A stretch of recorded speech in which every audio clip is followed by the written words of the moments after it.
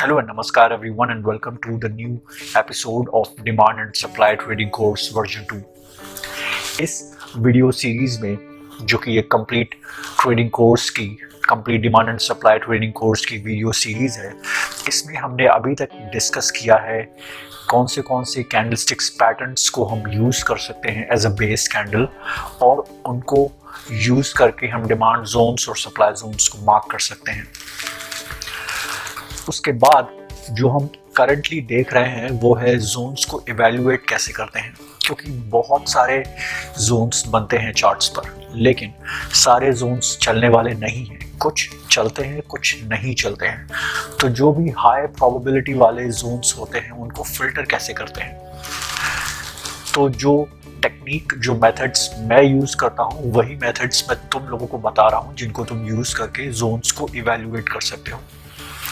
तो देखते हैं पहले अभी तक हमने कौन से इवैल्यूएशन मेथड्स को डिस्कस किया है और उसके बाद हम कंटिन्यू करेंगे आज के एपिसोड में। तो ये 5 मेथड्स जो मैं यूज़ करता हूँ जोन्स को इवैल्यूएट करने के लिए, जोन्स को फिल्टर करने के लिए। सबसे पहले है स्ट्रेंथ ऑफ द मूव की स्ट्रेंथ कितनी है, मतलब जब भी प्राइस वहाँ पर आया है वहाँ से वो प्राइस कितना ड्रास्टिकली मूव हुआ है। सेकंड है फ्रेशनेस ऑफ द जोन, मतलब प्राइस वहां पर कितनी बार आके रिएक्ट कर चुका है ऑलरेडी। थर्ड है ब्रेकआउट ऑफ प्रीवियस लेवल्स, कौन से प्रीवियस लेवल्स हैं जहां से उस प्राइस ने ब्रेकआउट दिया है जोन में आने के बाद। तो ये 3 मेथड्स मैंने ऑलरेडी डिस्कस कर दिए हैं। अगर तुमने वो वीडियोस नहीं देखे हैं तो पहले वो वीडियोस जाके देखो ताकि तुम्हें समझ में आए कि हम क्या डिस्कस कर रहे हैं। चौथा जो है रिस्क एंड रिवॉर्ड इवैल्यूएशन, जिसको हम आज डिस्कस करने वाले हैं। तो शुरू करते हैं आज का डिस्कशन। आज का मेथड जो है risk and reward evaluation, zone को फिल्टर करने के लिए। तो रिस्क एंड रिवॉर्ड इवैल्यूएशन होता क्या है? Risk and reward evaluation is nothing but जब भी हम कोई ट्रेड लेते हैं तो हमको हमेशा इवैल्यूएट करना चाहिए कि हम कितना रिस्क ले रहे हैं और उसके बदले में हमको कितना रिवॉर्ड मिलने वाला है। तो बहुत सारे जो ट्रेडर्स हैं वो रिस्क एंड रिवॉर्ड को महत्व देते ही नहीं है, उनको इम्पोर्टेंस देते ही नहीं है, जिस वजह से इवन दो उनकी ट्रेड्स प्रॉफिट में होती हैं, उनकी ट्रेड्स प्रॉफिटेबल होती हैं, फिर भी वो नेट लॉस में चलते हैं। क्योंकि जब भी उनको प्रॉफिट मिल रहा होता है वो जल्दी से प्रॉफिट बुक कर लेते हैं और जब भी उनको लॉस मिल रहा होता है वो ट्रेड में बने रहते हैं, जिस वजह से उनके लॉसेस बड़े होते हैं और प्रॉफिट्स छोटे होते हैं। मतलब रिस्क बड़ा होता है और रिवॉर्ड बहुत छोटा होता है। लेकिन ट्रेडिंग में सक्सेसफुल बनने के लिए, प्रॉफिटेबल बनने के लिए तुमको रिस्क बहुत छोटा रखना है और रिवॉर्ड को बड़े रखने हैं।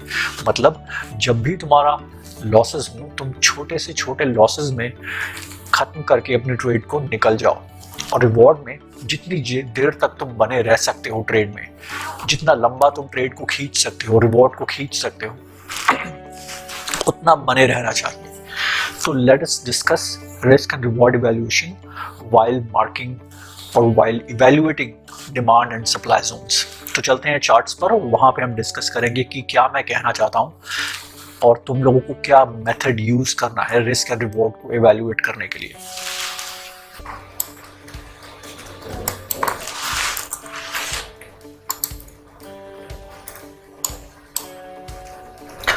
तो सबसे पहले तो मेरे पास ये चार्ट है यूपीएल का और सबसे पहले हम डिस्कस करेंगे, सबसे पहले हम ढूंढने की कोशिश करेंगे कि यहाँ पर कोई जोन बनता हुआ दिख रहा है या नहीं दिख रहा है।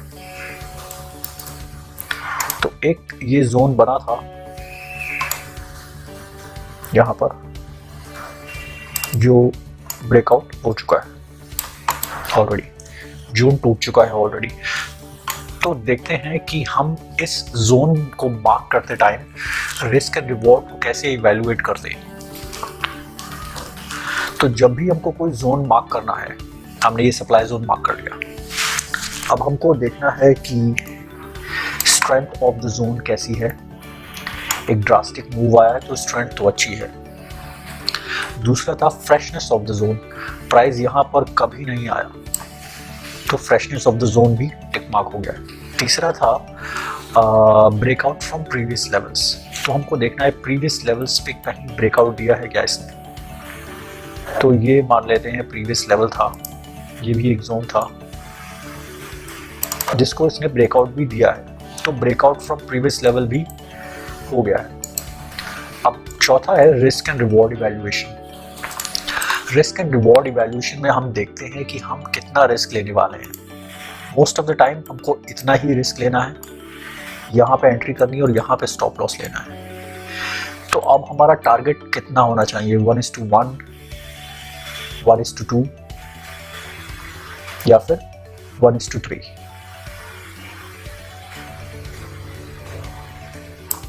तो जैसा भी तुम्हारा स्टॉप लॉस है, तुमको देखना है कि क्या तुम्हारे टारगेट और स्टॉप लॉस के बीच में, मतलब तुम्हारे टारगेट के बीच में कोई और जोन तो नहीं आ रहा है जहां से प्राइस रिवर्स कर सकता है, जैसे कि ये है जोन या फिर सपोर्ट और रेजिस्टेंस लेवल्स। अब सपोर्ट और रेजिस्टेंस लेवल्स को कैसे ड्रॉ करते हैं, वो सारी चीज़ें मैंने अपने प्राइस एक्शन ट्रेडिंग कोर्स में डिस्कस करी हैं।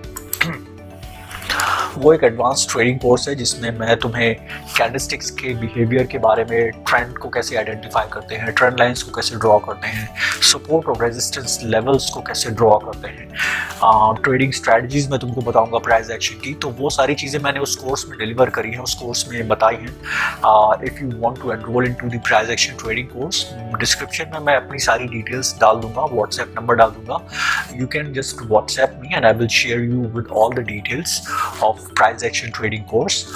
सो लेट्स सी कि हम यहाँ पर क्या करने वाले हैं। जब भी हमें कोई जोन मार्क करना है तो एंट्री लेवल से टारगेट लेवल के बीच में कोई भी रेजिस्टेंस लेवल्स या फिर कोई भी जोन, अगर सप्लाई जोन मार्क करा है तो कोई भी डिमांड जोन नहीं आना चाहिए। अगर डिमांड जोन मार्क करा है और डिमांड जोन में एंट्री ली है तो कोई सप्लाई जोन नहीं आना चाहिए जब तक तुम्हारा 1:2 या 1:3 टारगेट मेट नहीं हो जाता है। तो यहाँ पर एक रेजिस्टेंस लेवल आ रहा है, ये भी एक रेजिस्टेंस लेवल है और ये एक डिमांड जोन भी आ रहा है साथ में।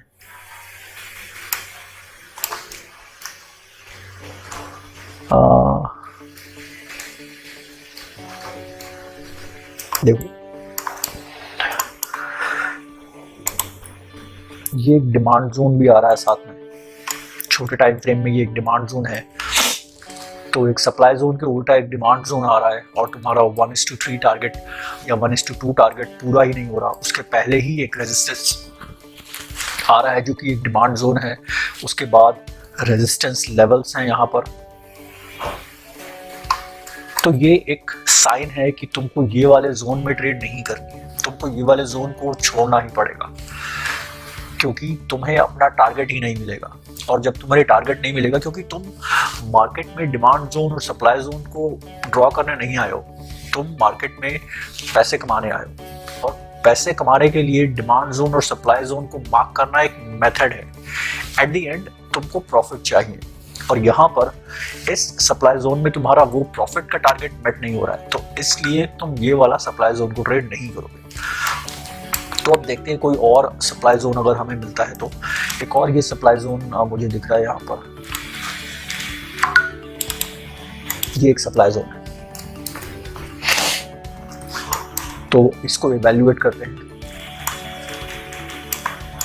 प्राइस बहुत तेजी से मूव हुआ है और ये इसने प्रीवियस सपोर्ट्स को भी तोड़ा है, फ्रेशनेस ऑफ द जोन भी है। अब रिस्क एंड रिवॉर्ड की बात आती है। तो रिस्क एंड रिवॉर्ड अगर हम देखेंगे तो यहाँ पर ही एक डिमांड जोन छोटे टाइम फ्रेम पे बन रहा होगा।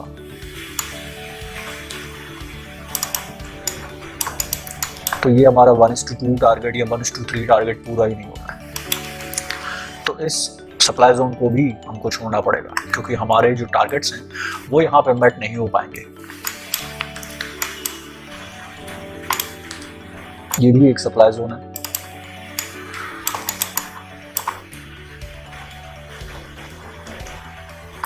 और ये एक डिमांड जोन है।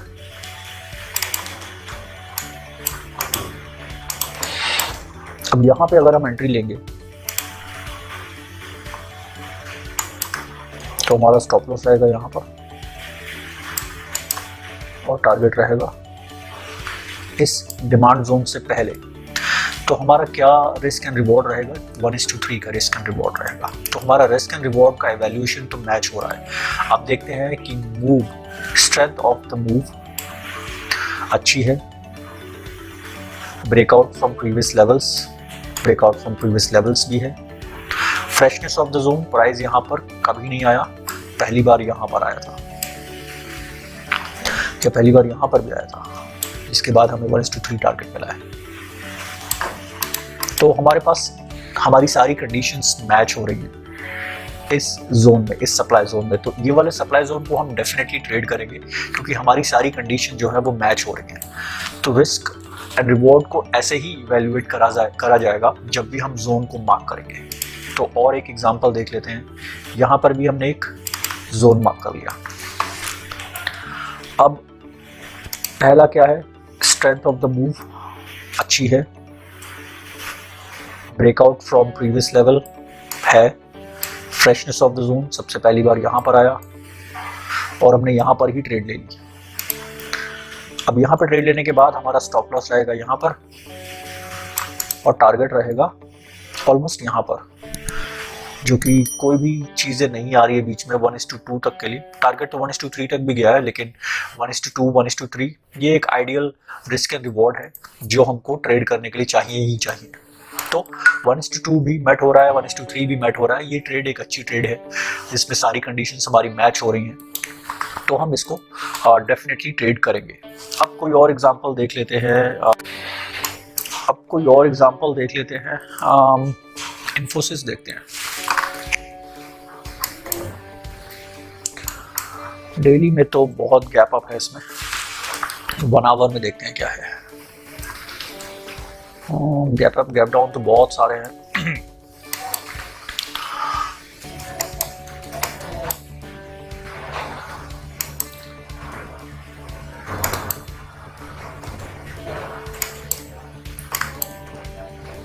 इसमें चीज़ों को एक्सप्लेन करना बहुत डिफिकल्ट होगा बिकॉज बहुत सारे और भी सिनेरियोज हैं जो मैंने डिस्कस ही नहीं करे हैं। तो लेट्स सी अगर कोई और चार्ट मिलता है तो।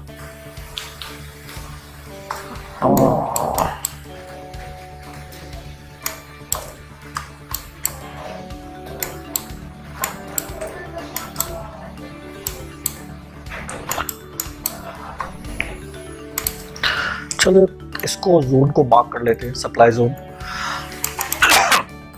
और यहाँ पर जोन को एवेल्युएट करने की कोशिश करते हैं। तो हमारा सबसे पहला पॉइंट है कि स्ट्रेंथ ऑफ द मूव बहुत तगड़ी होनी चाहिए, जो कि बहुत सही है। ब्रेकआउट फ्रॉम प्रीवियस लेवल, ये एक डिमांड जोन था यहाँ पर जिसको इसने ब्रेकआउट दे दिया है, तो वो भी अच्छा है। Freshness of the zone, price यहाँ पर कभी नहीं आया, सबसे पहली बार यहाँ पर ही आया और उसने ब्रेकआउट कर दिया जोन से। तो हमारी तीनों कंडीशन मैच हो रही हैं। अभी हमको देखना है रिस्क एंड रिवॉर्ड का इवैल्यूएशन कैसा हुआ। रिस्क एंड रिवॉर्ड का इवैल्यूएशन इसने यहाँ पर एक जोन बनाया है और बस यहाँ पर ही एक जोन बनाया है, तो हमारा रिस्क एंड रिवॉर्ड भी मैच कर रहा है। लेट्स सी,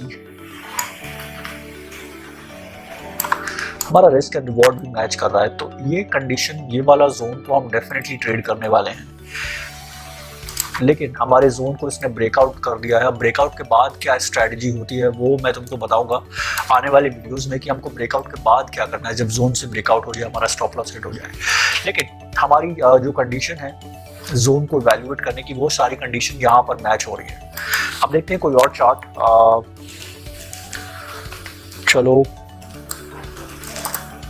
क्रूड ऑयल ले लेते हैं। क्रूड ऑयल में भी बहुत सारे गैप अप और गैप डाउन होंगे। हाँ, क्योंकि क्रूड जो है वो इंडिया के अलावा यूएस में भी ट्रेड होता है, तो इसमें बहुत सारे गैप अप और गैप डाउन मिलते हैं।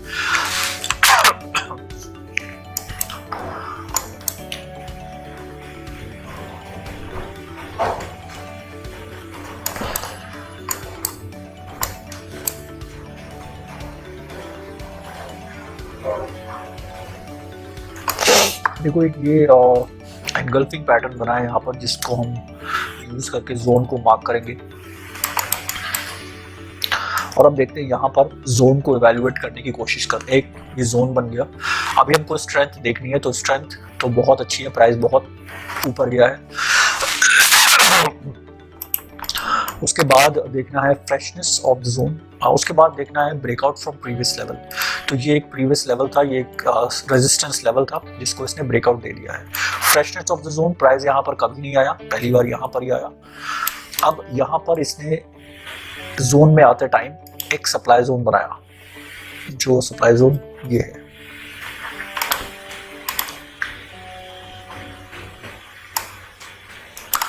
ये एक सप्लाई जोन बनाया। तो अब हमको जब भी इस जोन में ट्रेड लेनी है तो हमको देखना है कि difference between this zone to the opposite zone और टू द अपोजिट लेवल, क्या वो हमारे 1:2 या 1:3 को मैच कर रहा है या नहीं। इस कंडीशन में वो मैच नहीं कर रहा है तो हम यहाँ पे ट्रेड नहीं करेंगे, इस वाले जोन में ट्रेड नहीं करेंगे। उसके पीछे का रीज़न यही है कि हमारा रिस्क एंड रिवॉर्ड वाला कंडीशन मैच नहीं हो रही है। तो आई होप कि तुम लोगों को ये रिस्क एंड रिवॉर्ड को कैसे इवैल्यूएट करते हैं जोन मार्किंग के टाइम पर, ये तुम लोगों को समझ में आ गया है। एक बार फिर से बता देता हूँ, जब भी तुम कोई जोन मार्क करोगे तो तुमको उसके ऑपोजिट का जोन देखना है या उसके ऑपोजिट का लेवल देखना है, सपोर्ट और रेजिस्टेंस लेवल। अगर तुम्हारे एंट्री लेवल से जो ऑपोजिट जोन है उसके बीच का डिफरेंस 1:2 के रिस्क और रिवॉर्ड से कम है तो तुम उस जोन में ट्रेड नहीं करोगे। जब भी उसका 1:2 के रिस्क रिवॉर्ड से ज़्यादा है तभी तुम उस जोन में ट्रेड करोगे। हम ऐसे ही जोन को इवैल्यूएट करते हैं ट्रेडिंग करते टाइम। और अगर तुमने अभी तक प्रीवियस वीडियोस नहीं देखे हैं तो पहले वो वाले वीडियोस जाके देखो ताकि तुम्हें समझ में आए कि हम एग्जैक्टली बात क्या कर रहे हैं यहाँ पर। तो ये एक complete demand and supply trading course की वीडियो सीरीज है जिसमें हमने सीखा है अभी तक कि जोन्स को कैसे मार्क करते हैं, कौन से कैंडलस्टिक्स पैटर्न्स को यूज़ करते हैं जोन मार्किंग के टाइम पर। उसके बाद हमने देख रहे हैं करंटली कि जोन को इवैल्यूएट कैसे करते हैं, जिसमें 3 मेथड्स मैंने ऑलरेडी बता दिए थे। आज ये चौथा मेथड जो मैं तुम लोगों को बता रहा हूँ, रिस्क एंड रिवॉर्ड इवैल्यूएशन। इसके बाद एक और मेथड बचा हुआ है, मल्टी टाइम फ्रेम एनालिसिस। उसके बाद ये ट्रेडिंग कोर्स में इवैल्यूएशन कंप्लीट हो जाएगा। उसके बाद हम देखेंगे और क्या क्या चीज़ें रह जाती हैं, ब्रेकआउट फ्रॉम द जोन को डिस्कस करेंगे, और भी बहुत सारी चीज़ें हैं। सो अगर तुमने सब्सक्राइब नहीं किया है चैनल को तो चैनल को सब्सक्राइब करो डेफिनेटली, और सारे वीडियोस जाके देखो। प्लेलिस्ट मैंने बनाई है already demand and supply trading course की। उस ट्रेडिंग कोर्स की प्लेलिस्ट में बहुत सारे वीडियोस हैं जिनको तुम जाके देख सकते हो और उनको अपनी ट्रेडिंग में यूज़ कर सकते हो। So I will see you in the next episode. Till then, keep practicing.